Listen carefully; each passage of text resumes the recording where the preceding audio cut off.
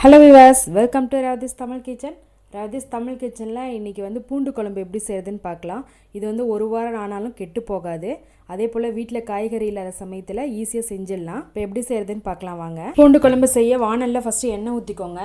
நான் நல்லெண்ணெய் ஊத்திருக்கேன். 2 கரண்டி அளவு வந்து நல்லெண்ணெய் ஊத்திக்கோங்க. நல்லெண்ணெய் ஊத்துனா தான் டேஸ்ட் சூப்பரா இருக்கும். எண்ணெய் காஞ்ச பிறகு 1 ஸ்பூன் கடுகு சேர்த்துக்கோங்க. கடுகு நல்லா வெடிச்சு வரட்டும்.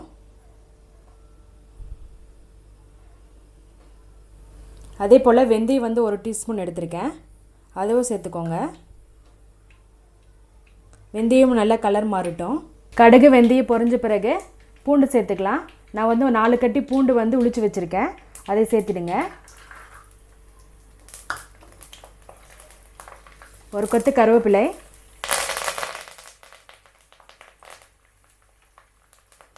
ஃப்ளேவருக்காக 2 வரமிளகாய் சேர்க்குறேன்.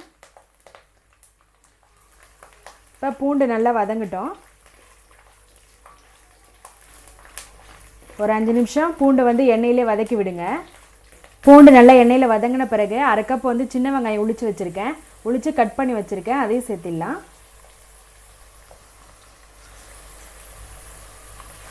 வெங்காயமும் நல்லா வதங்கட்டும்.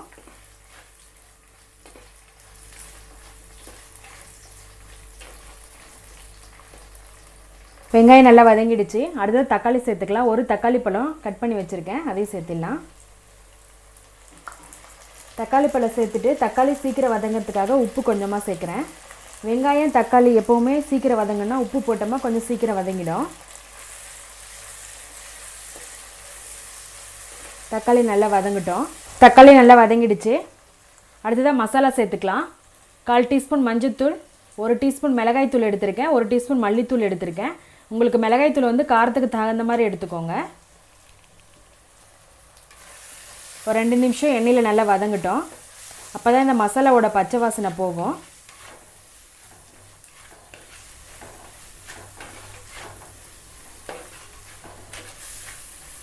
அடுத்ததாக புளி சேர்த்துக்கலாம். ஒரு எலுமிச்சைப்பழ அளவுக்கு வந்து புளி வந்து தண்ணியில் ஊற வச்சு கரைச்சி வச்சுருக்கேன்.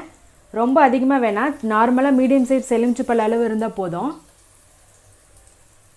இப்போ இந்த புளி கரைச்சலை இதில் ஊற்றிடலாம்.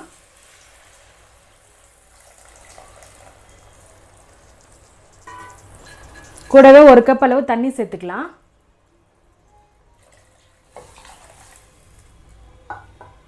முன்ன தக்காளி வதங்கும் போது கொஞ்சமாக உப்பு சேர்த்தேன். இன்னும் கொஞ்சம் சேர்த்துக்கலாம்.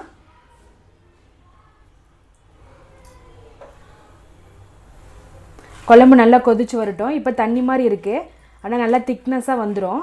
குழம்பு நல்லா கொதி வந்துருச்சு. இன்னும் நல்லா கொதித்து திக்னஸாக வரணும். இன்னும் நல்லா வேகட்டும். நம்ம ஊற்றிருக்க எண்ணெயெல்லாம் மேலே திரண்டு வரும். குழம்பு நல்லா வெந்திருக்கு. ஊற்றின எண்ணெயெல்லாம் மேலே திரண்டு வந்தாச்சு. நல்லா திக்னஸ் ஆகிடுச்சு. அடுத்ததாக நம்ம வெல்லம் சேர்த்துக்கலாம். சின்னதாக ஒரு துண்டு வெல்லம் போட்டுக்கோங்க. இந்த குழம்போட சீக்ரெட்டே வெல்லம் தான். ஏன்னா இதில் காரம் புளிப்பு இருக்குது. அதோட கொஞ்சம் இனிப்பு சேர்த்துட்டோமா டேஸ்ட்டு சூப்பராக இருக்கும். வெல்லம் இல்லைன்னா சர்க்கரை கூட 1 ஸ்பூன் ஆட் பண்ணிக்கலாம். கண்டிப்பாக வெல்லம் ஆட் பண்ணுங்கள். சேர்த்து நல்லா மிக்ஸ் பண்ணி விடுங்க. நம்ம சாதத்தோட 1 ஸ்பூன் போட்டு சாப்பிட்டாலே போதும்.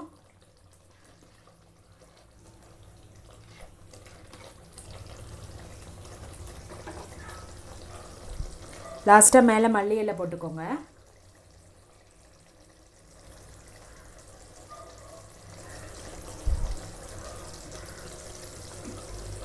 நல்ல காரசாரமான பூண்டு குழம்பு ரொம்ப ஈஸியாக பண்ணிட்டோம். இனிப்பு காரம் புளிப்பு எல்லாம் இருக்குது. ஒரு வாரம்னாலும் கெட்டு போகாமல் இருக்கும். நீங்களும் இதே போல் வீட்டில் ட்ரை பண்ணி பாருங்கள். எங்கள் சேனலை சப்ஸ்கிரைப் பண்ணுங்கள். பக்கத்தில் இருக்க பெல் பட்டனை மறக்காமல் கிளிக் பண்ணிக்கோங்க. இந்த வீடியோ பிடிச்சிருந்தால் லைக் பண்ணுங்கள், ஷேர் பண்ணுங்கள், கமெண்ட் பண்ணுங்கள். ரவிதிஸ் தமிழ் கிச்சன் பார்க்குற எல்லாருக்கும் ரொம்ப நன்றி.